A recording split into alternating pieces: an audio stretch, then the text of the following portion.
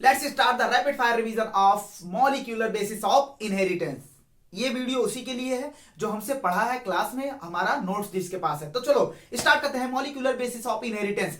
Inheritance मतलब होता है पेरेंट्स से प्रोजेनी में कैरेक्टर का जाना, इसे इनहेरिटेंस बोलते हैं। ये इनहेरिटेंस जो होता है मेंडेलियन में हम मॉलिक्यूल लेवल पर बात नहीं किए थे, लेकिन यहाँ मॉलिक्यूल लेवल पर बात करेंगे। इस इनहेरिटेंस को किस पर हमने देखा था? मॉलिक्यूल लेवल पर देखा था at the time of Mendel. Mendel के टाइम पे factor regulating the inheritance pattern वो क्लियर नहीं था कि कौन सा फैक्टर इनहेरिटेंस पैटर्न को रेगुलेट करना है ना, तो मेंडल को डीएनए के बारे में पता था। ओवर नेक्स्ट 100 ईयर उसमें हमें पता चला जेनेटिक बेसिस ऑफ इनहेरिटेंस जो होता है वो डीएनए होता है। और डीएनए किसकी तरह काम करता है? जेनेटिक मटेरियल की तरह काम करता है। न्यूक्लिक एसिड दो टाइप के होते हैं, डीएनए होते हैं, आरएनए होते हैं। मोस्ट ऑफ द ऑर्गेनिज्म में जेनेटिक मटेरियल जो होता है डीएनए होता है, लेकिन कुछ वायरसेस में जो होता है आरएनए जो होता है जेनेटिक मटेरियल की तरह काम करता है। जैसे कौन से वायरस हो गए? क्यूबी बैक्टीरियोफेज हो गया, टोबैको मोजाइक वायरस हो गया। इसमें आरएनए जेनेटिक मटेरियल की तरह काम करता है। हमारे अंदर पाए दोनों जाते हैं, डीएनए पाया जाता है, आरएनए पाया जाता है, लेकिन जेनेटिक मटेरियल की तरह डीएनए काम करता है। आरएनए के बहुत सारे काम होते हैं, डॉक्टर की तरह काम करता है, कैटालिटिक पावर होता है, ये मैसेंजर की तरह काम करता है, उसके बाद स्ट्रक्चर बनाने में मदद करता है। तो कई सारे रोल इसके होते हैं, लेकिन हमें इसके बारे में अभी बाद में बात करेंगे। चलो वीडियो के लास्ट में आएगा ये। अब बात करते हैं, लेकिन ये जेनेटिक मटेरियल नहीं है। आरएनए जेनेटिक मटेरियल क्यों नहीं है अभी बाद में बताएंगे। चलो अब बात करते हैं सीधा स्ट्रक्चर ऑफ डीएनए पे बात करते हैं। किस पर बात करते हैं? Structure of DNA. डीएनए जो होता है पॉलीमेरिक सब्सटेंस होता है, ये पॉलीन्यूक्लियोटाइड चेन होता है। इसका मोनोमर जो होता है वो न्यूक्लियोटाइड होता है, ये न्यूक्लियोटाइड से मिलकर बने होते हैं। तो लेंथ ऑफ द डीएनए कितना होगा ये डिपेंड करेगा, नंबर ऑफ न्यूक्लियोटाइड कितना है, length of the DNA depend करेगा, लेंथ डीएनए का कितना ये डिपेंड करेगा कि वहां पर न्यूक्लियोटाइड कितने हैं। उसके बाद बात करते हैं न्यूक्लियोटाइड जो होता है अलग अलग ऑर्गेनिज्म में अलग अलग हो सकते हैं।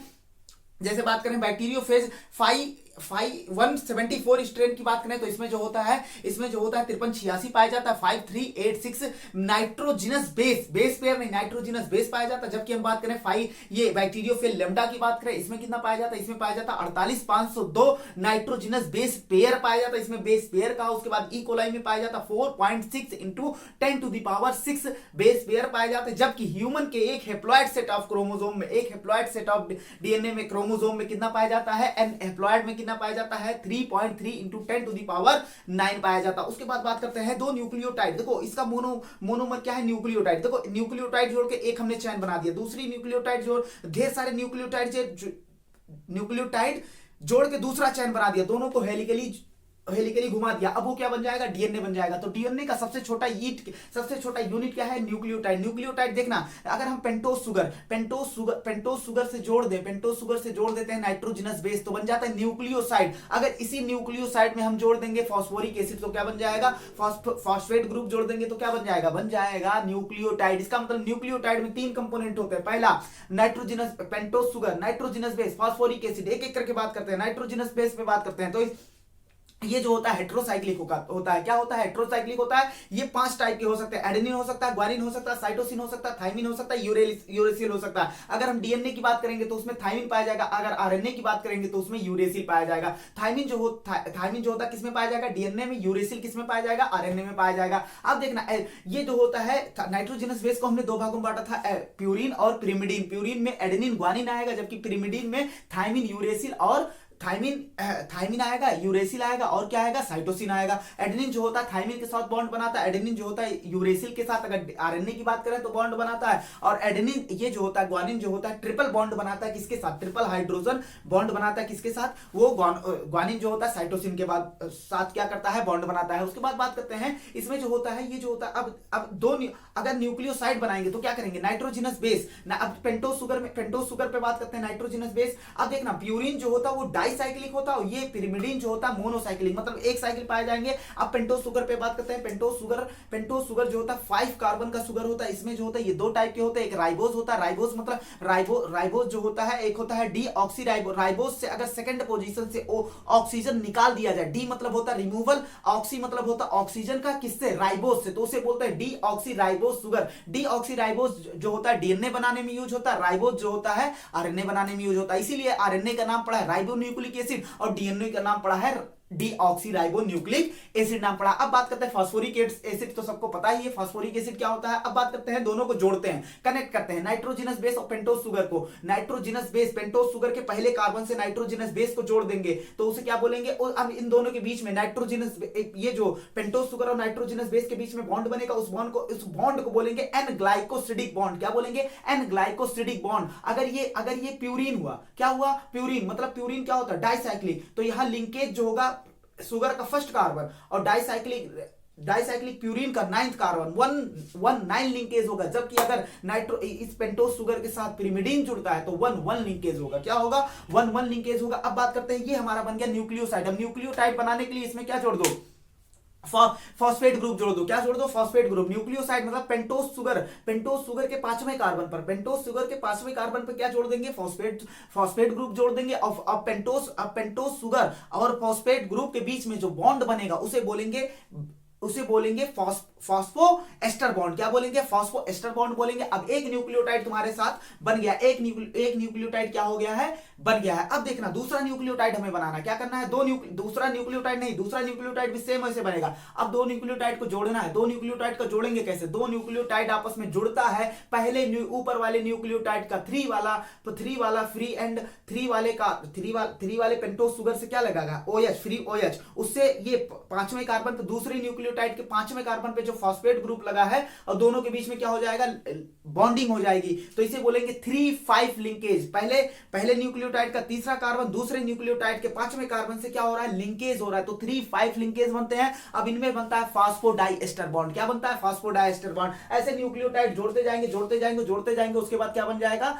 एक स्ट्रैंड बन जाएगा। इधर दूसरा जोड़ते जाएंगे दूसरा स्ट्रैंड, दोनों को हेलिकली घुमा देंगे और क्या बन जाएगा? डीएनए बन जाएगा। क्या बन जाएगा? डीएनए बन जाएगा। अब इधर जो होता है ये क्या होता है? इधर 5 फ्री एंड होता है। क्या होता है? 5 फ्री एंड इसको बोलते हैं, क्योंकि 5वां कार्बन यहां फ्री होता है। उसके बाद इधर जो होता है लास्ट में 3 OH फ्री होता है। तो 3 कार्बन पे OH फ्री होता है, तो 3 फ्री एंड बोलते हैं। 3 फ्री एंड के पास कौन सा फ्री है? OH। 5 फ्री एंड के पास कौन सा फ्री है? फॉस्फेट ग्रुप फ्री है। क्या फ्री है? Phosphate group. अब इन दोनों को क्या कर देंगे? हेलिकली मोड़ देंगे। उसके बाद जो होता है ये एंटी पोलैरिटी शो करते हैं। अगर एक स्ट्रैंड 5 स्ट्रैंड से, एक स्ट्रैंड जो होता है 5 स्ट्रैंड से, एक स्ट्रैंड जो होता है 5 स्ट्रैंड से 3 स्ट्रैंड है, तो दूसरा स्ट्रैंड क्या होगा? 3 स्ट्रैंड से क्या होगा? 5 स्ट्रैंड होगा। एंटी पोलैरिटी शो करते हैं। क्या शो करते हैं? Anti polarity. अब बात करते हैं दोनों के बीच में डिफरेंस क्या होता है। दोनों के बीच में डिफरेंस ये होता है कि अब देखना, शुगर फॉस्फेट इसका बैकबोन जो होता है, शुगर फॉस्फेट इसका बैकबोन बनाता है, जबकि इसके परपेंडिकुलर हमने क्या बताया था? परपेंडिकुलर पाए जाते हैं नाइट्रोजनस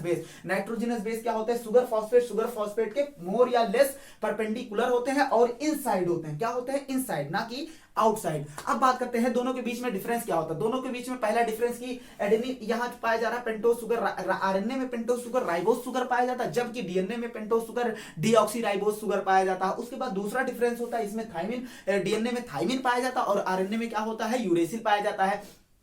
उसके बाद अब देखना, डीएनए में जो होता है फंक्शनल ग्रुप कम होता है। फंक्शनल ग्रुप कम होगा तो रिएक्टिविटी कम होगा। अगर रिएक्टिविटी कम होगा तो स्टेबिलिटी ज्यादा होगा। जबकि इसमें एडिशनल OH ग्रुप पाया जाता है सेकंड पोजीशन पे, पेंटोस शुगर के सेकंड पोजीशन पे, इसलिए फंक्शनल ग्रुप ज्यादा होता है तो रिएक्टिविटी ज्यादा होगा। तो स्टेबिलिटी क्या होगा? कम होगा। इसका स्टेबिलिटी भी क्या होता है? कम होता है। अब देखना, उसके बाद बात करते हैं ये जो होता है। अब बात करते हैं कि आरएनए डीएनए में डिफरेंस हो गया। अब आओ बनाते हैं कि पेंटोस शुगर एडेनिन से जुड़ जाए तो उसका, अगर हम मान लो अभी आरएनए बना रहे हैं, क्या बना रहे हैं? आरएनए। तो अब पहले बात करते हैं आरएनए बना रहे हैं, एक बार डीएनए में देखेंगे, एक बार आरएनए। अगर पेंटोस शुगर एडेनिन से जुड़ जाए तो उसे वो न्यूक्लियोसाइड बनाएगा, उस न्यूक्लियोसाइड को एडेनोसिन नाम देंगे। अगर पेंटोस शुगर जुड़ जाए एक तरफ, अब देखना, अगर पेंटोस शुगर जुड़ जाए ग्वानिन से तो उस न्यूक्लियोसाइड का नाम ग्वानोसिन देंगे। क्या नाम देंगे? ग्वानोसिन। अगर डीएनए की बात करेंगे तो दोनों के सामने क्या है? अगर न्यूक्लियोसाइड बता रहे हैं डीऑक्सी एडिनोसिन और डीऑक्सी ग्वानोसिन लगा देंगे। उसके बाद अगर एडेनिन, अगर जो होता है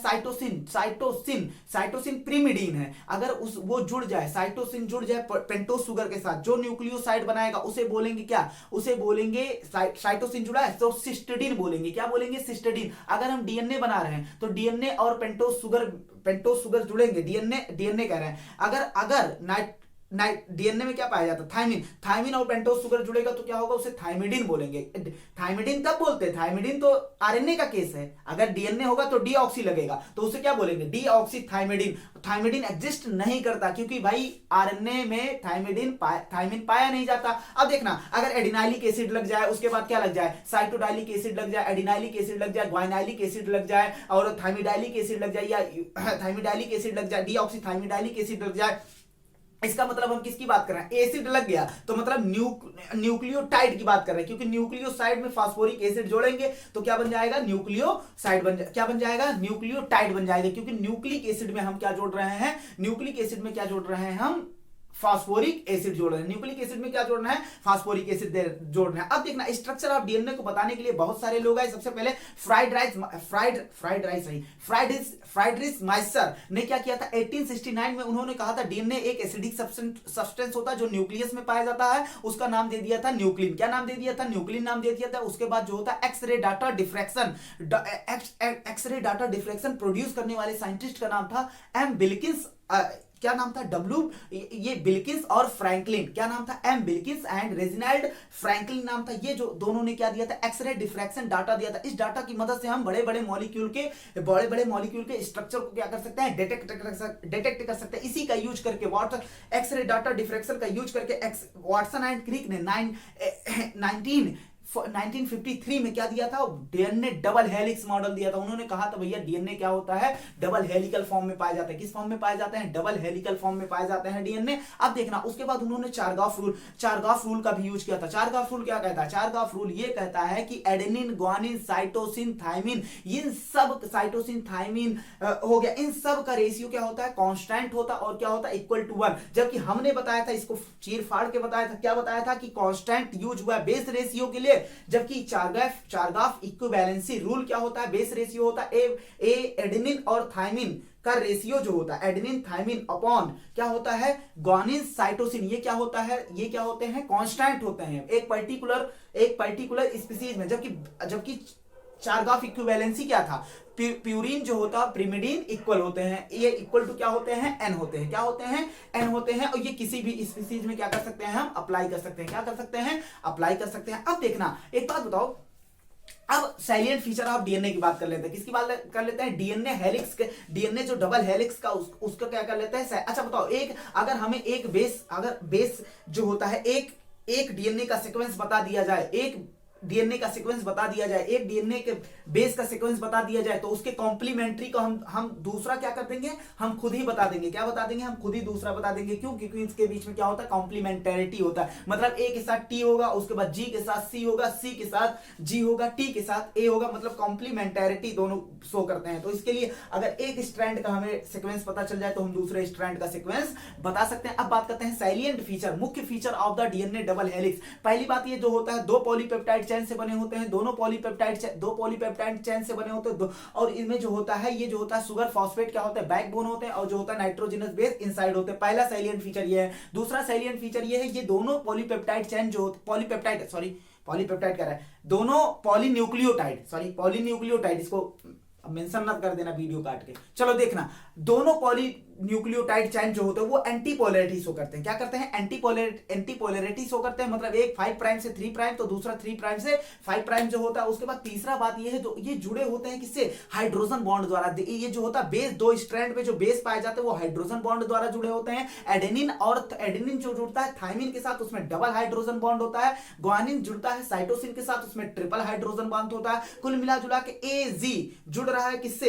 एजी जुड़ रहा है टीसी से, मतलब कहना है प्यूरिन जुड़ रहा है प्रिमिडीन से। अब ये जुड़ता है तो क्या होता है? हाइड्रोजन बॉन्ड जुड़ने की वजह से दो स्ट्रैंड के बीच में यूनिफॉर्म डिस्टेंस हो जाता है। क्या हो जाता है? यूनिफॉर्म डिस्टेंस हो जाता है। अब इनमें जो होता है क्वाइलिंग जो होता है, दोनों स्ट्रैंड की क्वाइलिंग राइट हैंडेड फैशन में होता है। क्या होता है? राइट हैंडेड फैशन में होता है। किस फैशन में? राइट हैंडेड फैशन में होता है। अब इनमें देखना, एक कॉइल, एक पिच जो होता है वो जो होता है 360 डिग्री एंगल का होता है, और उसमें जो होता है लगभग 10 पेयर पाए जाते हैं। 10 पेयर जो होता है उनका अगर हम पहले एंगस्ट्रॉम की बात करें तो उनमें जो होता है 10 पेयर जो पाए जाते हैं, एक टर्नओवर का जो डिस्टेंस होता है वो होता है 34 एंगस्ट्रॉम होता है। और उसके बाद जो होता है distance between two base pair क्या होगा, 3.4 एंगस्ट्रॉम होगा। और दो डीएनए के बीच में डिस्टेंस कितना होता है, 20 एंगस्ट्रॉम। अगर इसी को हम नैनोमीटर में कन्वर्ट करें तो 2 नैनोमीटर इधर हो जाएगा, दो डीएनए के बीच में डिस्टेंस। उसके बाद जो होता है एक जो होता है एक पिच में डिस्टेंस जो हो जाएगा वो क्या हो जाएगा, 3.4 नैनोमीटर। उसके बाद जो होता है डिस्टेंस बिटवीन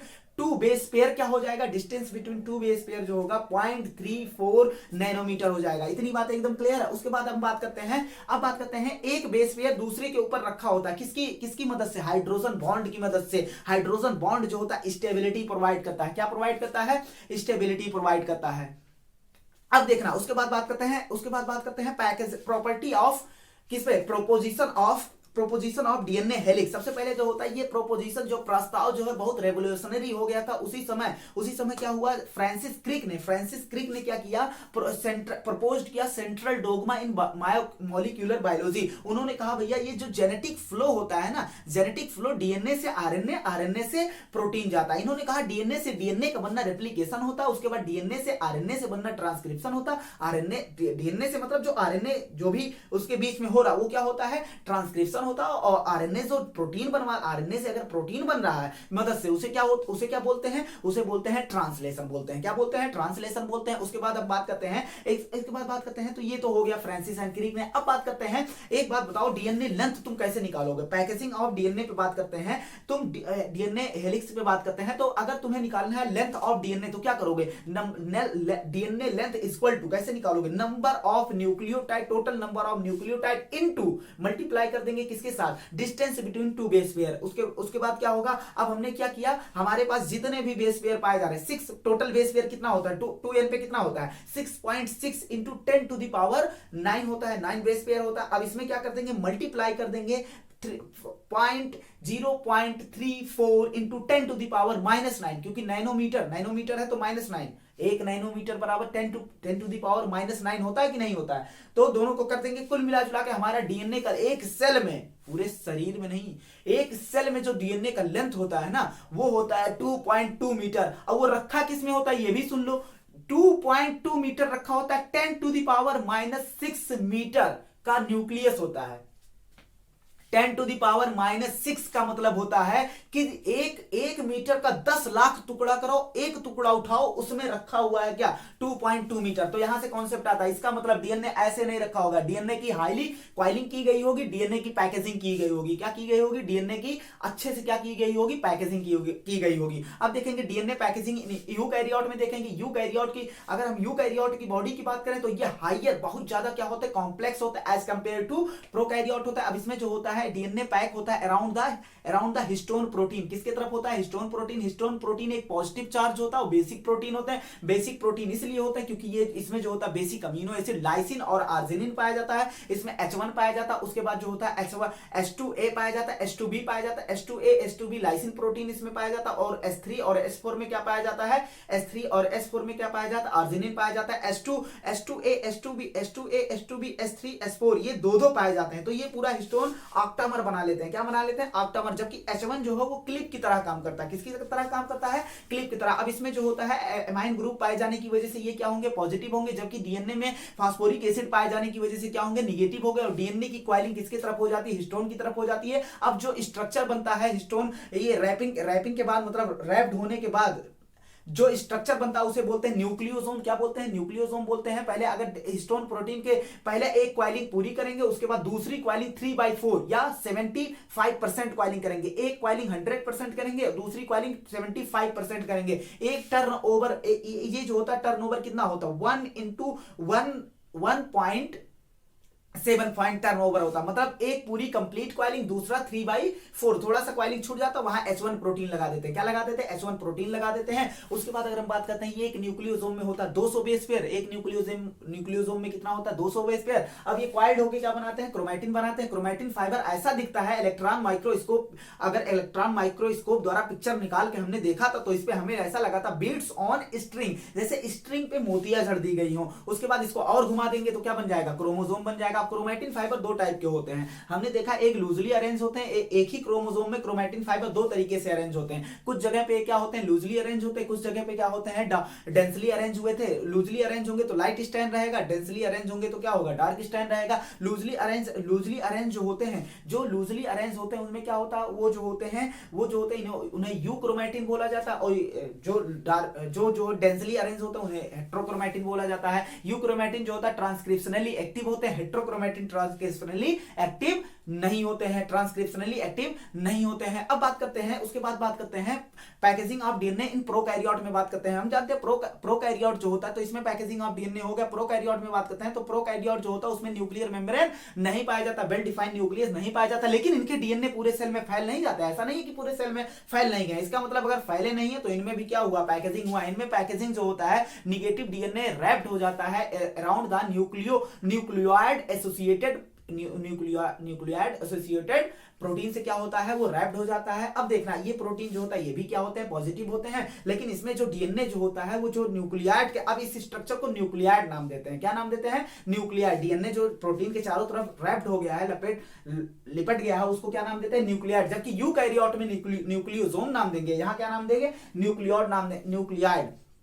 अब क्या होगा ये न्यूक्लियोइड जो होता है ये जो होता है ये इस न्यूक्लियोइड में जो डीएनए है वो लार्ज लूप बनाता है। क्या बनाता है लार्ज लूप बनाता है। अब बात करते हैं यहां से, अब दूसरा टॉपिक आता है search for genetic material. Genetic material के सर्च पे बात करते हैं तो सबसे पहले बात जो होता है मेंडल ने 1865 में क्या किया था, अपना इनहेरिटेंस लॉ ऑफ इनहेरिटेंस को क्या किया था पब्लिश किया था। उसी समय लगभग 4 साल बाद 1869 को क्या बोलते हैं 69 में क्या होता है 69 कुछ भी बोलते हो 69। हाँ तो क्या हुआ था एट द सेम टाइम दोनों का टाइम 4 साल का डिफरेंस था। उसके बाद सटन एंड बोबरी में 1902 में क्रोमोसोमल थ्योरी ऑफ इनहेरिटेंस दिया था। इसको एक्सपेरिमेंटली प्रूव कौन किया था टीएस मॉर्गन ने। इन सब को मतलब ये जो होता है इन्हें ये तो पता था कि डीएनए को, जैसे मेंडल को डीएनए के बारे में नहीं पता था, लेकिन इन्होंने कहा था न्यूक्लिन क्या नाम दिया था माइस्टर ने, लेकिन उन्हें पता था न्यूक्लिन जो ये जो होता है डीएनए एसिडिक सब्सटेंस, लेकिन किसी को भी नहीं पता था कि डीएनए जेनेटिक मटेरियल की तरह काम करता है। इन दोनों ने सटन ओवरी ने और क्रोमोसोमल थ्योरी ऑफ इनहेरिटेंस दिया था, उसको एक्सपेरिमेंटली प्रूव कौन किया था टीएस मॉर्गन। इन्होंने बताया था कि क्रोमोसोम जो होता है वो लोकेटेड होता है न्यूक्लियस में, लेकिन ये नहीं बता पाए थे कि आखिर में जेनेटिक मटेरियल है कौन। तो इसी के सर्च के लिए बहुत सारे एक्सपेरिमेंट हुए। सबसे पहला एक्सपेरिमेंट हमने पढ़ा था ट्रांसफॉर्मिंग एक्सपेरिमेंट। ट्रांसफॉर्मिंग एक्सपेरिमेंट ने किसने दिया था फेडरिक ग्रिफिथ ने दिया था किसमें 1928 में दिया था। इन्होंने काम किया था स्ट्रेप्टोकोकस न्यूमोनी पे काम किया था, स्ट्रेप्टोकोकस न्यूमोनी पे काम किया था। ये जो होता है इसके 2 स्ट्रैंड हमने देखे थे। जब इन्होंने कल्चर कराया तो इनको 2 स्ट्रैंड मिला, एक स्मूथ स्ट्रैंड मिला, एक रफ स्ट्रैंड मिला। स्मूथ स्ट्रैंड जो होता है वो क्या होता है उसके चारों तरफ म्यूकस पाया गया था, म्यूकस कोट जो पॉलीसेक्राइड का बना होता है, जबकि रफ स्ट्रैंड में म्यूकस कोट नहीं पाया गया था। अब ये जो होता है स्मूथ स्ट्रैंड वाला जो होता है ये निमोनिया करा रहा था, रफ स्ट्रैंड वाला निमोनिया नहीं करा रहा था। इसे स्मूथ स्ट्रैंड को वायरुलेंट बोलेंगे, इसको क्या बोलेंगे रफ वाले को क्या बोलेंगे नॉन वायरुलेंट बोलेंगे, रफ वाले को क्या बोलेंगे नॉन वायरुलेंट बोले था। अब इन्होंने क्या किया एक इंजेक्शन लिया, उस इंजेक्शन में ये नहीं देखना, उस इंजेक्शन में क्या भरा, उस इंजेक्शन में भरा एस स्ट्रेन वाले जिंदा बैक्टीरिया को, और चूहे में क्या कर दिया इंजेक्ट कर दिया, देखा चूहा जिंदा है। उसके बाद उन्होंने दूसरा 4 एक्सपेरिमेंट इन्होंने किया था, 4 स्टेप में किया था ये एक्सपेरिमेंट। अब देखना उसके बाद देखा चूहा जिंदा है। अब उसके बाद दूसरा एक्सपेरिमेंट इन्होंने किया, दूसरा स्टेप इन्होंने किया, रफ वाले को इंजेक्शन में भरा और चूहे में इंजेक्शन लगा दिया, इंजेक्शन द्वारा चूहे में डाल दिया। अब देखा चूहा जिंदा है। तीसरा एक्सपेरिमेंट इनका ये था कि एस स्ट्रेन वाले बैक्टीरिया को हीट करके मार दिया, उसे हीट किल्ड मतलब मरा हुआ बैक्टीरिया इंजेक्शन में लिए, अब चूहे में डाल दिए, चूहा जिंदा। हाँ क्योंकि बैक्टीरिया मर गया तो अपना असर नहीं दिखा पाएगा। लेकिन ट्विस्ट जो आया था वो चौथे स्टेप में आया था। चौथे स्टेप में इन्होंने क्या किया था, heat killed bacteria S strain वाले को हीट कर दिया, और आर वाला तो कोई दिक्कत नहीं, ये जिंदा रहे या मर जाए क्योंकि ये डिजीज ही नहीं करा रहा है। वायरुलेंट मतलब जो डिजीज कराए, नॉन वायरुलेंट मतलब जो डिजीज ना कराए।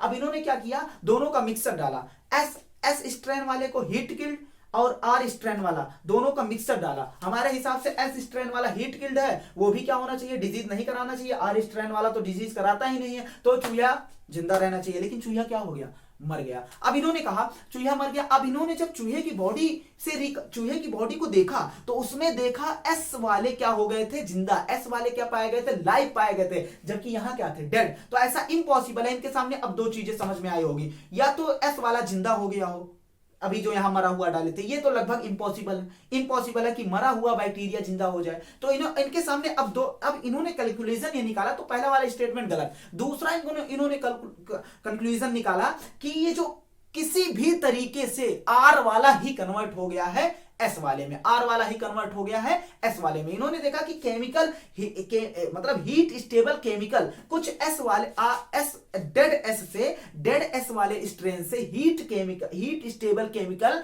किसमें गया है, वो गया है आर वाले में, और आर वाले में सिंथेसिस कराने लगा है म्यूकस कोट का सिंथेसिस कराने लगा है, जिससे कि वो क्या हो गए हैं, वायरुलेंट हो गए हैं। क्या हो गए हैं, वायरुलेंट। लेकिन अब इनके फिजिकल फॉर्म में चेंज हुआ। फिजिकल फॉर्म में आर वाला एस वाले में कन्वर्ट हो गया। फिजिकल फॉर्म में तभी चेंज होगा जब ट्रांसफर होगा जेनेटिक मटीरियल। तो इन्होंने कहा भैया देखो जेनेटिक मटीरियल को तो ट्रांसफर हो रहा है, लेकिन हमें यह नहीं पता है वो जेनेटिक मटेरियल प्रोटीन है, वो जेनेटिक मटेरियल आरएनए है, वो जेनेटिक मटेरियल डीएनए है, ये इनको नहीं पता था। अब देखना, biochemical nature of genetic material can not explain, ये एक्सप्लेन नहीं कर पाए मतलब एक्सप्लेन नहीं कर पाए थे। अब देखना, अब biochemical nature of genetic material को एक्सप्लेन करने के लिए आए थे तीन साइंटिस्ट, एवरी, मैकलियोड, मैककार्टी। सन क्या था, 1933 से 1944 के बीच में इनका एक्सपेरिमेंट चला था। इन्होंने काम किया था टू डिटरमाइन कर सकें कि आखिर में genetic material, nature of genetic material है क्या। इन्होंने क्या किया था, प्यूरिफाइड किया था डीएनए आरएनए और प्रोटीन को प्यूरिफाइड, सेपरेट कर लिया। सेपरेट किससे कर लिया, इन्होंने सेपरेट कर लिया एस स्ट्रेन वाले बैक्टीरिया से। डीएनए निकाल लिया, अलग कर दिया, प्रोटीन निकाल लिया, अलग कर दिया, आरएनए निकाल के अलग कर दिया। अब क्या किया, तीन ट्यूब लिया, क्या लिया, तीन ट्यूब लिया, इसमें रख दिया आर वाला, क्या रख दिया, आर वाला। अब इसमें डाला प्रोटीन, देखा प्रोटीन डाला। अब प्रोटीन डाला, देखा ये जो है आर वाला एस में कन्वर्ट ही नहीं हुआ। आर वाला एस में क्यों कन्वर्ट हुआ था, जेनेटिक मटेरियल के ट्रांसफर होने की वजह से, और इसमें आर वाला एस में कन्वर्ट नहीं हुआ, मतलब प्रोटीन जो है जेनेटिक मटेरियल की तरह काम नहीं करेगा। उसके बाद दूसरा इन्होंने क्या किया, इसमें डाला आरएनए डाला, तब भी आर वाला एस में, आर स्ट्रेन वाला बैक्टीरिया एस स्ट्रेन में नहीं कन्वर्ट हुआ, मतलब आरएनए भी जेनेटिक मटेरियल की तरह काम नहीं करेगा। जैसे इन्होंने आर स्ट्रेन वाला बैक्टीरिया था और डीएनए डाला एस वाले का, तुरंत देखा आर वाला एस में कन्वर्ट हो गया। तो कहा भैया हो ना हो, जेनेटिक मटेरियल तो डीएनए है। अब इन्होंने कह दिया भैया जेनेटिक मटेरियल क्या है, डीएनए। लेकिन इसी बात को रिकन्फर्मेशन करने के लिए एक और एक्सपेरिमेंट किया गया। एक और एक्सपेरिमेंट क्या किया गया, देखना भैया, एक और एक्सपेरिमेंट क्या किया गया। अब आरएनए जो होता है वो आरएनए को तोड़ेगा, आरएनए एंजाइम जो है आरएनए को तोड़ेगा, प्रोटीएज प्रोटीन को तोड़ेगा, और ये जो होता है डीएनए किसको तोड़ेगा, डीएनए को तोड़ेगा। अब इन्होंने तीन ट्यूब लिया, कितने ट्यूब लिए, तीन ट्यूब। एक में आर बैक्टीरिया रखा और एस वाले का डीएनए आरएनए और प्रोटीन रख दिया। दूसरे में आर बैक्टीरिया और डीएनए आरएनए और क्या रख दिया, डीएनए रख दिया, आरएनए रख दिया, और क्या रख दिया, एक और है यार प्रोटीन। उसके बाद इसमें भी डीएनए आरएनए प्रोटीन और आर बैक्टीरिया। अब पहले वाले ट्यूब में डाला आरएनएज, क्या डाला, आरएनएज। देखा आर वाला एस में कन्वर्ट हो जा रहा है। आरएनएज डालेंगे तो आरएनए तोड़ देगा, आरएनए टूट जाएगा। अगर आरएनए जेनेटिक मटेरियल होता तो ये बैक्टीरिया में जाता, और बैक्टीरिया में जाता, और आर किसमें कन्वर्ट, अगर देखो आरएनए जेनेटिक मटेरियल होता तो आरएनए तो टूट गया है ना, तो बैक्टीरिया में नहीं जाता, तो बैक्टीरिया एस में कहां से कन्वर्ट होता। लेकिन इस कंडीशन में आर वाला एस में, ये उसी को समझ में आएगा जो जिनके पास नोट्स होगा, समझो। आर वाला एस में क्या हो जाएगा, कन्वर्ट हो गया। तो इन्होंने कहा भैया आरएनए जेनेटिक मटेरियल हो ही नहीं सकता। अब दूसरा इन्होंने क्या डाला, दूसरा डाला प्रोटीएज डाला तो प्रोटीन तोड़ देगा। अगर प्रोटीन, अब इसमें देखा आर वाला एस में कन्वर्ट हो गया, मतलब जेनेटिक मटेरियल का ट्रांसफर होगा तभी आर वाला एस में कन्वर्ट होगा। अगर यहां जेनेटिक मटेरियल प्रोटीन होता तो आर वाला एस में कन्वर्ट ही नहीं होता, क्योंकि हमने प्रोटीन को तोड़ दिया है। अब लास्ट इन्होंने कहा डीएनएज, क्या डाला, डीएनएज। जब डीएनएज डाला तो आर वाला एस में कन्वर्ट नहीं हुआ, आर वाला एस में कन्वर्ट नहीं हुआ। इसका मतलब डीएनए जो जा रहा था उसको हमने तोड़ दिया है, तो आर वाला डीएनए जेनेटिक मटेरियल। तो यहां से क्या प्रूफ हो गया कि डीएनए क्या होता है, ये एक जेनेटिक मटेरियल होता है। क्या होता है, जेनेटिक मटेरियल। लेकिन ये एक्सपेरिमेंट के बाद भी कुछ लोगों, कुछ बायोलॉजिस्ट को क्या थी, तकलीफ थी। तो एक आया अनइक्विवोकल मतलब होता अनमिस्टेकेबल, जिसमें कोई मिस्टेक ना हो। Unequivocal proof prove that DNA act as a genetic material. वो किया गया, परफॉर्म किया गया एक एक्सपेरिमेंट जिसे ट्रांसडक्शन एक्सपेरिमेंट। अच्छा, ये ग्रिफिथ के एक्सपेरिमेंट को क्या कहा गया था? ट्रांसफॉर्मिंग, मतलब एक जेनेटिक मटेरियल का ट्रांसफर हो रहा है, और यहां भी ट्रांसफर हो रहा है लेकिन दूसरे अंदाज से हो रहा है। हाँ, तो देखना, उसे बोलते हैं ट्रांसडक्शन एक्सपेरिमेंट। कौन किया था? हर्से एंड चेज ने। कब किया था? 1992 ईस्वी में। कब किया था भैया? 1992 ईस्वी में इन्होंने काम किया था। इन्होंने काम किया था एक वायरस जो इन्फेक्ट करता था बैक्टीरिया को। उस वायरस का नाम था बैक्टीरियोफेज, और जिस बैक्टीरिया को इन्फेक्ट करता था उस बैक्टीरिया का नाम था ई कोलाई। क्या नाम था? ई कोलाई नाम था। अब देखना क्या होगा, बैक्टीरिया पर क्या होगा, वायरस जाकर अटैच हो जाएगा, अब अपना इन्फेक्शन कर देगा। अब देखना, इन्होंने दो एक्सपेरिमेंट किए। एक एक्सपेरिमेंट क्या किया, वायरस को ग्रोथ कराया, वायरस का ग्रोथ कराया medium containing radio active phosphorus P32 में, और दूसरे का ग्रोथ कराया किस ऐसे मीडियम में, दूसरे वायरस का ग्रोथ कराया medium containing radio active sulphur S35 के में क्या कराया, ग्रोथ कराया। अब जब ये नया पार्टिकल बनाएगा तो यहां से डीएनए बनाने के लिए, वायरस जो है डीएनए बनाने के लिए, वायरस में दो चीजें हैं, एक उसके चारों तरफ क्या है, प्रोटीन कोट है, और बीच में डीएनए है, जेनेटिक मटेरियल अभी हमें नहीं पता है। हमें ये हर्से एंड चीज ये देखना चाह रहे थे कि प्रोटीन जेनेटिक मटेरियल है या डीएनए जेनेटिक मटेरियल है, तो अभी हमें नहीं पता है। देखो भाई, विजुअलाइज करना, नोट्स देख के ना समझ में आएगा ऐसे।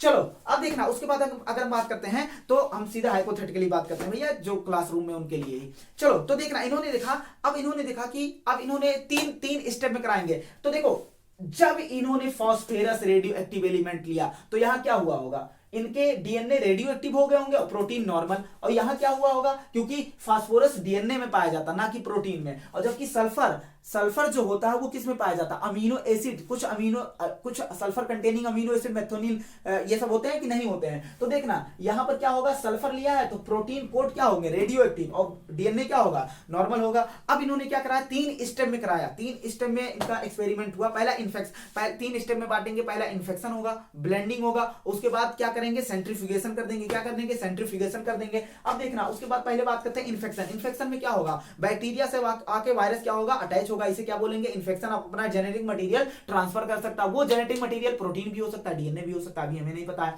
अब उसके बाद हमने क्या किया कि उसके बाद ये वायरस जुड़ा, अभी कुछ वायरस का पार्ट इससे जुड़ा हुआ था तो हमने ब्लेंडिंग कर दिया, इसको ब्लेंड करके क्या कर दिया कि बैक्टीरिया से वायरस क्या हो जाए, अलग हो जाए। अब ये स्टेप को ब्लेंडिंग बोलते हैं। तीसरे स्टेप में, अब इसको टेस्ट ट्यूब में कर रहे हैं तो टेस्ट ट्यूब को हमने क्या कर दिया, सेंट्रीफ्यूज कर दिया, घुमा दिया। अब घुमा दिया तो भारी वाले पार्ट क्या हो जाएंगे, नीचे हो जाएंगे, जिसे पैलेट बोलेंगे। अब ऊपर वाले हल्के वाले पार्ट क्या हो जाएंगे, ऊपर, जिसे सुपरनेटेंट बोलेंगे। क्या बोलेंगे, सुपरनेटेंट बोलेंगे। अब हमने देखा, अब रेडियो एक्टिव एलिमेंट को जिस भी टेक्निक से हम पहचान पाते हैं वो टेक्निक लगाया, और यहां देखा भैया, अगर ये पहले वाले में जिसमें फास्फोरस लिया था, डीएनए रेडियो एक्टिव एलिमेंट था, यहां देखा तो बैक्टीरिया क्या था, बैक्टीरिया रेडियो एक्टिव था, इसका मतलब। और यहां हमने लेबल्ड किसको किया था, डीएनए को, इसका मतलब सीधा बैक्टीरिया में क्या गया है, डीएनए गया है। क्या गया है, डीएनए। अगर प्रोटीन जाता तो बैक्टीरिया कभी भी रेडियो एक्टिव ना होता।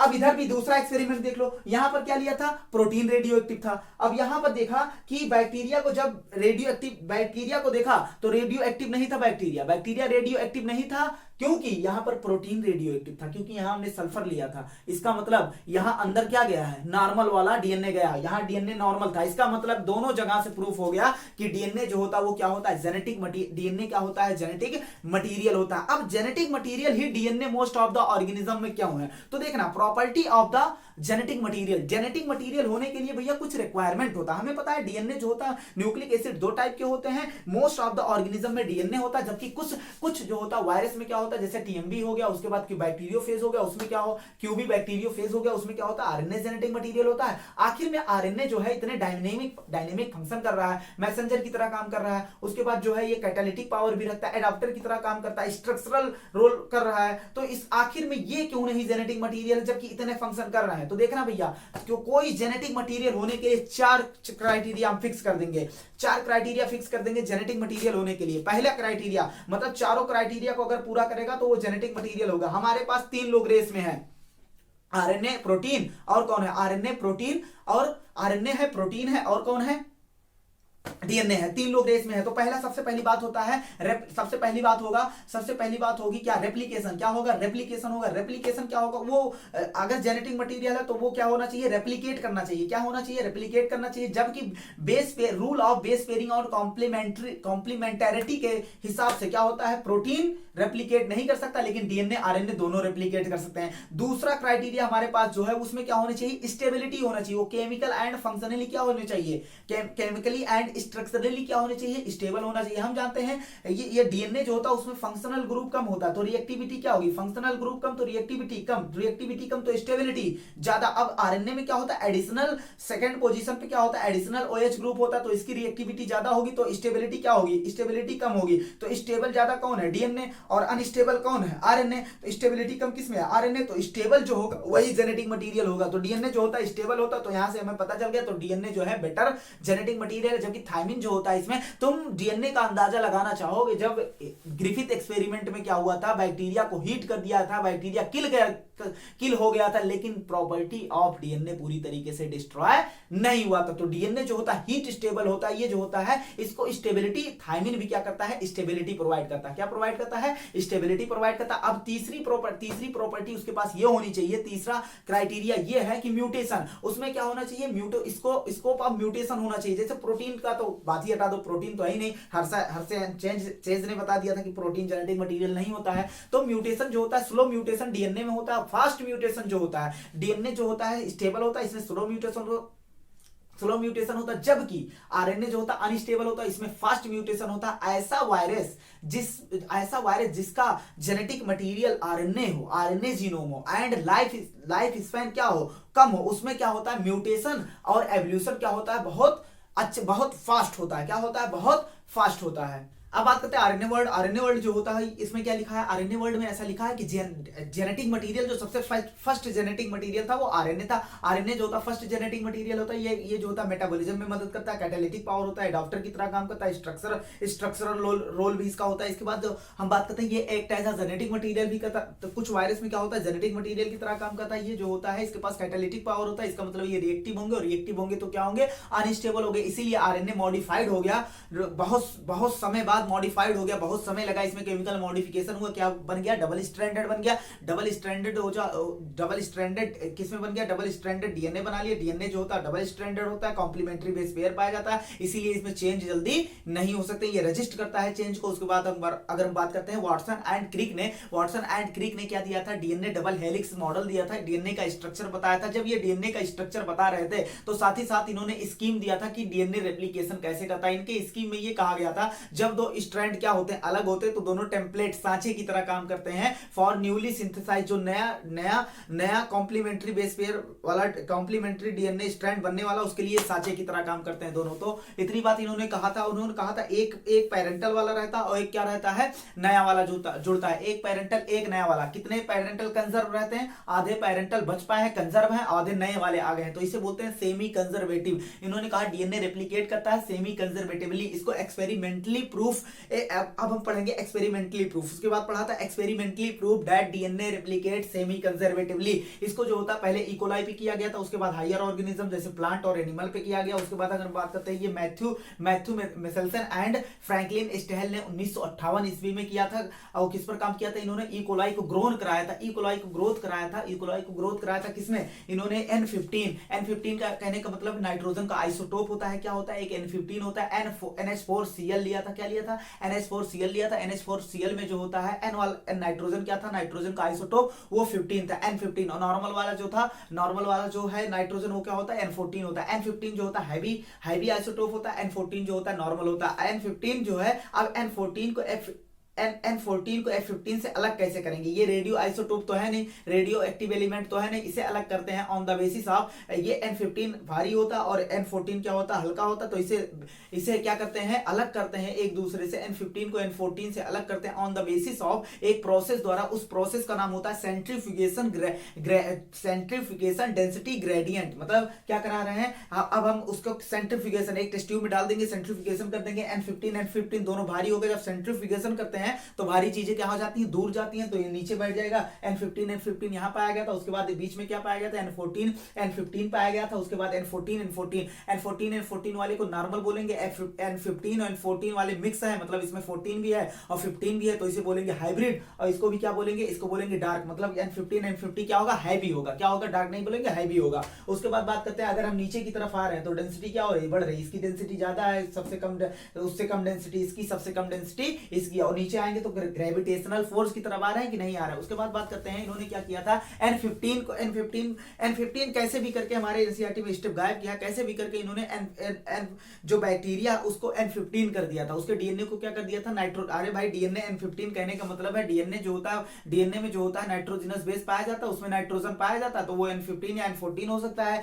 तो नॉर्मल बैक्टीरिया में 15 था 14, लेकिन इन्होंने क्या किया था, N15 कैसे भी करके उसे N15 कर दिया, N15 वाले को निकाला। उसके बाद क्या किया, उसे N15 वाले को निकाला, एक्सट्रैक्ट करके निकाला। उसके बाद वो N14 वाले में कल्चर कराया। किसमें कराया, अब जितनी भी कल्चर हमारी एनसीईआरटी में हुई हो N14 नॉर्मल वाले में हुई, तो N15 जब निकाला, दोनों स्ट्रैंड N15 थे, तो पहले क्या करेंगे, वो नीचे की तरफ बैठे होंगे। कहां बैठे होंगे, नीचे की तरफ, तभी वो ऐसे करके दिखाया और ऐसे दिखाया। हाँ, अब नीचे की तरफ हैवी होंगे। उसके बाद जो होता है, इनमें क्या कराया, इनका रेप्लिकेशन हुआ। 20 मिनट में एक बार रेप्लिकेशन होगा, मतलब 20 मिनट में एक बार सेल डिवाइड करेगा। तो देखना भैया, 20 मिनट में एक बार सेल डिवाइड किया तो क्या हुआ, एक डीएनए से कितने डीएनए बन जाएंगे, 2। अब ये दो स्ट्रैंड थे एक डीएनए के, ये अलग होंगे तो दोनों टेम्पलेट की तरह काम करेंगे। N15 हो गया। अब N14 में करा रहे हैं तो N14 वाला आ जाएगा बीच में, दोनों तरफ N14 आ गया, इधर भी N15 हो गया, इधर भी N15 हो गया। मतलब पहली जनरेशन में अगर 20 मिनट के बाद देखेंगे तो 2 हाइब्रिड आएंगे। क्या आएंगे, 2 हाइब्रिड आएंगे। उसके बाद हम दूसरी जनरेशन में बात कर लें। दूसरी जनरेशन में कितने हैं, अब 4 हमारे पास स्ट्रैंड है। 2 स्ट्रैंड के 2 डीएनए के 4 स्ट्रैंड है, 2 चारों को क्या कर देंगे, सेपरेट कर देंगे, अलग अलग कर देंगे, चारों टेम्पलेट की तरह काम करेंगे। उसके बाद N14 में करा रहे हैं, अब लगातार N14 जोड़ते हुए चले जाएंगे। तो सेकंड जनरेशन में हमने देखा था कि 2 हाइब्रिड आए थे और क्या आए थे, 2 हाइब्रिड और 2 नॉर्मल आए थे। तो इक्वल मतलब क्या आया था, इक्वल आया था। तो यहां से हमें पता चला कि जब डीएनए रेप्लिकेट करता, जब डीएनए रेप्लिकेट करता तो एक पेरेंटल होते हैं, एक नया आता है, तो सेमी कंजर्वेटिवली ये क्या करता है, रेप्लिकेट करता है। उसके बाद अगर हम बात करते हैं कि सिमिलर एक्सपेरिमेंट को परफॉर्म करने वाले थे कौन, इनका नाम था टेलर एंड उनके कलीग्स ने किया था कि बिसिया फैबा बीन पर किया था सिमिलर एक्सपेरिमेंट, लेकिन इन्होंने यूज किया था रेडियो एक्टिव। इन्होंने रेडियो एक्टिव नहीं यूज किया था मेसेल्सन एंड स्टेल ने। इन्होंने क्या यूज किया था, इन्होंने यूज किया था हैवी नाइट्रोजन। लेकिन अगर टेलर की बात करें तो ये थाइमिडीन, रेडियो एक्टिव थाइमिडीन का यूज किया था टू डिटेक्ट करने के लिए कि डीएनए जो क्रोमोसोम में होता है वो भी क्या करता है, रेप्लिकेट करता है सेमी कंजर्वेटिवली।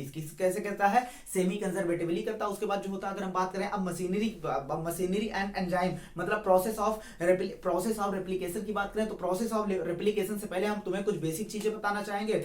ई कोलाई जो होता है उसमें क्या होता है, डबल सर्कुलर डीएनए होता है। क्या होता है, डबल स्ट्रैंडेड सर्कुलर डीएनए होता है। उसके बाद अगर हम बात करते हैं इसमें जो होता है, अब पहला स्टेप जो होता है रेप्लिकेशन का, पहले क्या होता है, दोनों हाइड्रोजन बॉन्ड द्वारा जुड़े हैं, दोनों को क्या करेंगे, खोलेंगे, ओपनिंग करेंगे। इसको बोलेंगे अनबाइंडिंग। बाइंडिंग मतलब जुड़ना, अनबाइंडिंग मतलब अलग करना। तो पहली बात इनको क्या करेंगे, अनबाइंडिंग करेंगे। अनबाइंडिंग करने के लिए इसका हाइड्रोजन बॉन्ड तोड़ना पड़ेगा। अनबाइंडिंग करने के लिए एक एंजाइम इसमें होता है, हेलिकेज। कौन सा एंजाइम होता है, हेलिकेज। अब क्या होगा, बार बार ये क्या कर जाएंगे, अनबाइंडिंग कर देंगे, लेकिन ये कॉम्प्लीमेंट्री है, बार बार देखो बॉन्ड बना ले, क्या बना ले रहे हैं, बॉन्ड। तो इसमें क्या करेंगे, सिंगल स्ट्रैंड बाइंडिंग प्रोटीन क्या कर देंगे, अटैच कर देंगे, इनमें चेंज कर जाएगा। अब ये बॉन्ड नहीं बना पाएंगे। उसके बाद single strand SSBP, single strand binding protein, ऐसा प्रोटीन जो सिंगल स्ट्रैंड से बाइंड करे, उसमें क्या करा दे, चेंज करा दे। अब हाइड्रोजन बॉन्ड को बनना पुनः रिफॉर्मिंग रोक दे, हाइड्रोजन बॉन्ड की रिफॉर्मिंग क्या कर दे, रोक दे। मतलब ये बार बार चिपक जा रहे थे, लेकिन उसने चेंज करा दिया, अब चिपक नहीं पाएंगे। अब देखना, उसके बाद एक वर्ड आता है कि इसमें ऑरिजिन ऑफ रेप्लिकेशन। डीएनए जो होता है बहुत बड़ा होता है और उसमें रेप्लिकेशन कहां से स्टार्ट होगा, एक तय होता है, एक स्पेसिफिक पॉइंट से स्टार्ट होता है। रेप्लिकेशन ऐसे रैंडमली कहीं से नहीं स्टार्ट हो जाता है, एक स्पेसिफिक पॉइंट होता है जहां से रेप्लिकेशन स्टार्ट होता है, उसे ऑरिजिन ऑफ रेप्लिकेशन बोलते हैं। जहां से ऑरिजिन हो रेप्लिकेशन की, उस साइट को, ऐसे जगह को ORI साइट बोलते हैं, क्या बोलते हैं, ORI साइट बोलते हैं। अब देखना डीएनए क्या होता है, अगर ह्यूमन की बात करें 2.2 मीटर का होता है। एक साथ पूरा डीएनए नहीं खोल देता, स्मॉल ओपनिंग खोलते हैं। अब यहाँ रेप्लिकेशन करा देंगे, फिर ऊपर वाला स्मॉल ओपनिंग खोलेंगे, यहाँ रेप्लिकेशन हो गया, फिर इसको खोलेंगे, रेप्लिकेशन हो गया, इसको खोलेंगे, स्मॉल स्ट्रेच की ओपनिंग करेंगे, क्योंकि हमारे पास इतनी एनर्जी नहीं कि एक साथ पूरी डीएनए को क्या कर सके, खोल सके। तो जो स्मॉल ओपनिंग होता है जहां पर रेप्लिकेशन हो रहा है उसे बोलते हैं, ये किस शेप का है, वाई शेप का, इसे बोलते हैं रेप्लिकेशन फॉर्क। क्या बोलते हैं, रेप्लिकेशन फॉर्क बोलते हैं। उसके बाद ये प्रोसेस ऑफ रेप्लिकेशन के लिए बहुत सारे एंजाइम की जरूरत पड़ती है, जैसे हेलिकेज हमने बताया हाइड्रोजन बॉन्ड को तोड़ता है। उसके बाद लाइगेज की एंजाइम की जरूरत होती है, जोड़ने का काम करता है लाइगेज। उसके बाद डीएनए डिपेंडेंट डीएनए पॉलीमरेज की जरूरत होती है, क्या करता है, पॉलीमराइजेशन कराता है। डीएनए डिपेंडेंट क्यों, क्योंकि ये जो पॉलीमराइजेशन कराएगा ये डीएनए पे डिपेंड है, इसी का स्ट्रैंड देख के क्या अपना कॉम्प्लीमेंट्री बनाएगा, तो इस पे डिपेंड है,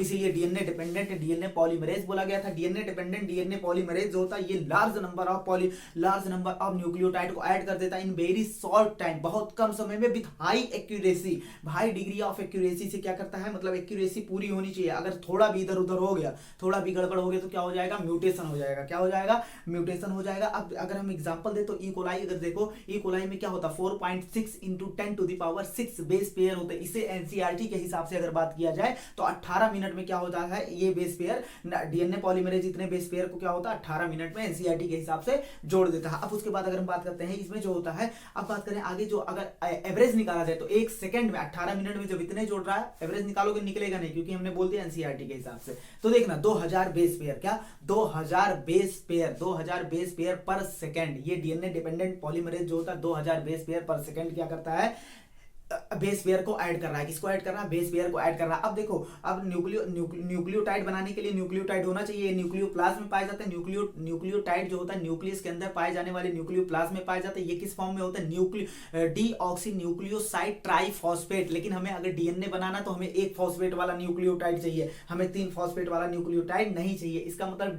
डीऑक्सी न्यूक्लियोसाइड ट्राइफॉस्फेट। अगर यहाँ न्यूक्लियोसाइड एडेनिन होगा तो डीऑक्सी एडिनोसिन ट्राइफॉस्फेट, तो इसको क्या बोलेंगे, डी मतलब डीऑक्सी एटीपी, जीटीपी मतलब डीऑक्सी ग्वानोसिन ट्राइफॉस्फेट, इसको बोलेंगे। हाँ, ऐसे डीऑक्सीथाइमिडिन ट्राइफॉस्फेट, डीऑक्सीसाइटिडिन ट्राइफॉस्फेट। अब इसको क्या करेंगे, पहले हम इसको अभी इसको डायरेक्ट नहीं जोड़ सकते, क्योंकि हमें डीएनए बनाने के लिए एक फॉस्फेट वाला चाहिए। कितने फॉस्फेट वाला, 1 फॉस्फेट वाला न्यूक्लियोटाइड। तो इसको तोड़ते हैं, इसको तोड़ने के लिए एंजाइम यूज होता है पाइरोफॉस्फेटेज। अब उसको तोड़ देता है, किसमें तोड़ देता है, इसको तोड़ देता है एडिनोसिन, डी एडिनोसिन मोनोफॉस्फेट, और दो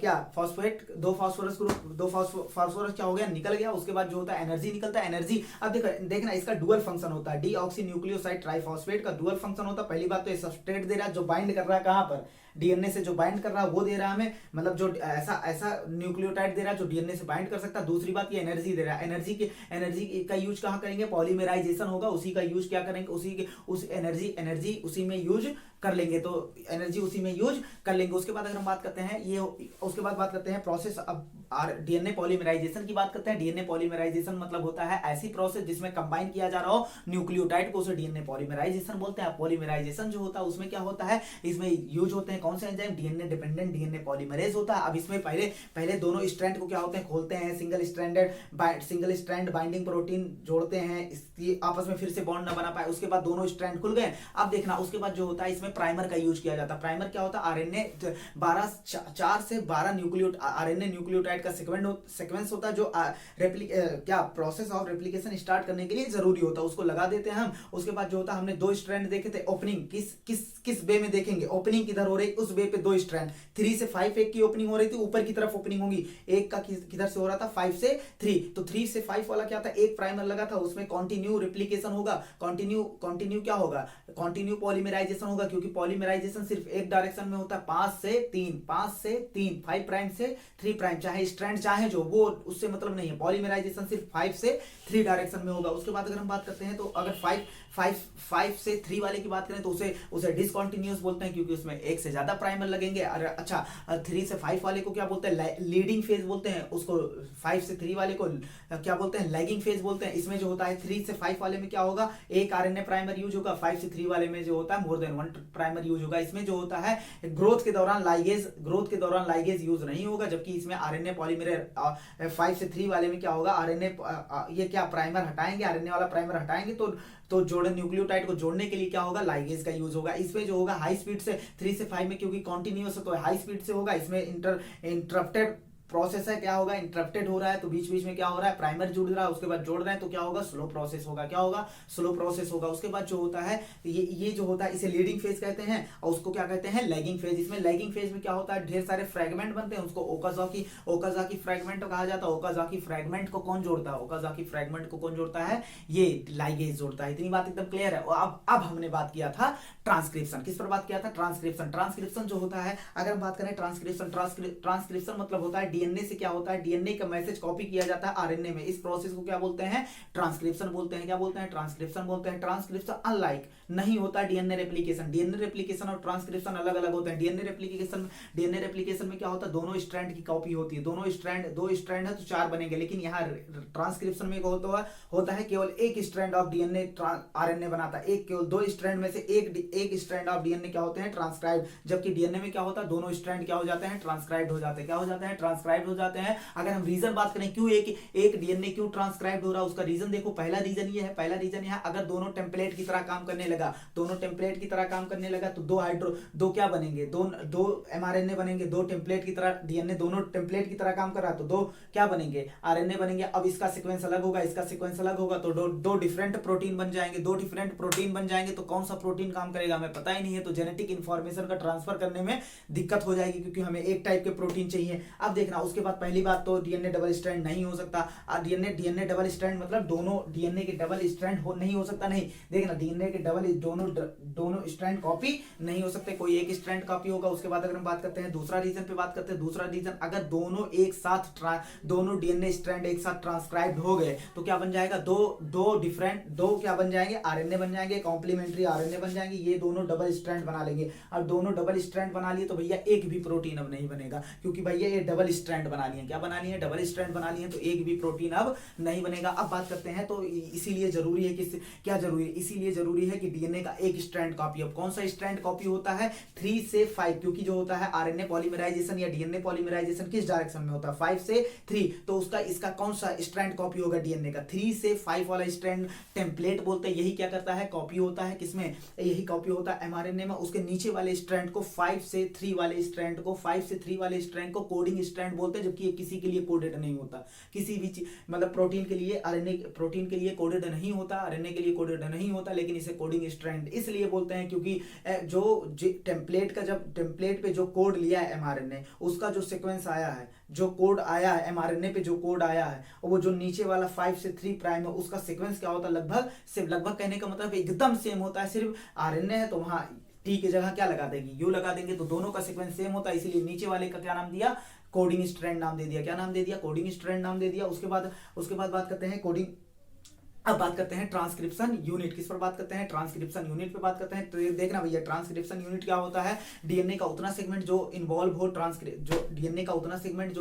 ट्रांसक्रिप्शन में, उसे ट्रांसक्रिप्शन यूनिट बोलते हैं। इसमें प्रमोटर आता है, टर्मिनेटर आता है, उसके बाद स्ट्रक्चरल जीन आता है। स्ट्रक्चरल जीन, टर्मिनेटर आता है। प्रमोटर मतलब वो ऐसी जगह जहां से आरएनए पॉलीमरेज आए और इनिशिएशन कराए पॉलीमराइजेशन का। उसके बाद जो होता है उसके बाद स्ट्रक्चरल जीन क्या होता है, जिसकी जो एमआरएनए बना रहा है उसे क्या बोलते हैं, स्ट्रक्चरल जीन। और टर्मिनेटर मतलब होता है ऐसा, इसे डिफाइन किया जाता है ऐसा जगह जहां ट्रांसक्रिप्शन क्या हो रहा हो, खत्म हो रहा हो, उसे क्या बोलते हैं, उसे बोलते हैं टर्मिनेटर। अब देखना, प्रमोटर और टर्मिनेटर की पोजीशन जो है, ये जो होता है टर्मिनेटर और प्रमोटर की पोजीशन जो है, ये कोडिंग स्ट्रैंड देख के बताते हैं। क्या बताते हैं, कोडिंग स्ट्रैंड देख के बताएंगे। अब देखा, अप स्ट्रीम मतलब होता है टुवर्ड द 5 प्राइम, और डाउन स्ट्रीम मतलब होता है टुवर्ड द 3 प्राइम। अब बात करते हैं, अगर बात करते हैं कोडिंग स्ट्रैंड देख के बताएंगे। अप स्ट्रीम क्या होता है, टुवर्ड द 5 प्राइम। अब कोडिंग स्ट्रैंड देख के अगर हम प्रमोटर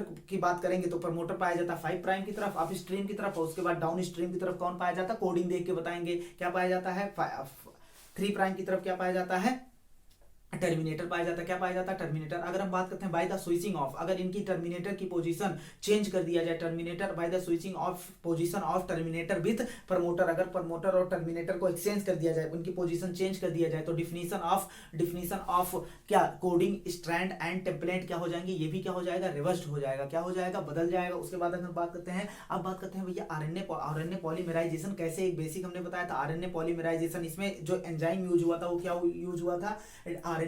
इसमें यूज हुआ था डीएनए डिपेंडेंट आरएनए पॉलीमरेज। जो आरएनए बन रहा है वो आरएनए पॉलीमरेज बनाएगा, वो डीएनए देख कर बनाना है, डीएनए देख कर बनाएगा। कॉम्प्लीमेंट्रिटी रूल यहां भी लगेंगे, तो डीएनए देख कर बनाएगा, डीएनए पे डिपेंड है, इसलिए उस आरएनए पॉलीमरेज को बोल रहे हैं डीएनए डिपेंडेंट आरएनए पॉलीमरेज। अब बात करते हैं स्ट्रक्चरल जीन पे। स्ट्रक्चरल, अब आरएनए पॉलीमरेज आगे बढ़ता जाएगा और एमआरएनए क्या होता, आरएनए क्या होता रहेगा? बनाता जाएगा। अब बात करते हैं स्ट्रक्चरल जीन, तो स्ट्रक्चरल जीन जो होता है डीएनए का वो पार्ट जो ट्रांसक्राइब्ड हो रहा है, उसे जो कोडेड है किसके लिए? पॉलीपेप्टाइड या आरएनए के लिए कोडेड है, उसे क्या बोलते हैं? स्ट्रक्चरल जीन बोलते हैं। स्ट्रक्चरल जीन दो टाइप के हो सकते हैं, मोनोसिस्ट्रोनिक हो सकता है, पॉलीसिस्ट्रोनिक हो सकता है। मोनोसिस्ट्रोनिक मतलब वो जीन जो एक एमआरएनए एक प्रोटीन एक पॉलीपेप्टाइड बनाए, उसे बोलते हैं मोनोसिस्ट्रोनिक बोलते हैं। उसके बाद जो होता है पॉलीसिस्ट्रोनिक, मतलब मोर देन वन जीन, एक mRNA more than one polypeptide chain बनाए, उसे क्या बोलते हैं? पॉलीसिस्ट्रोनिक बोलते हैं।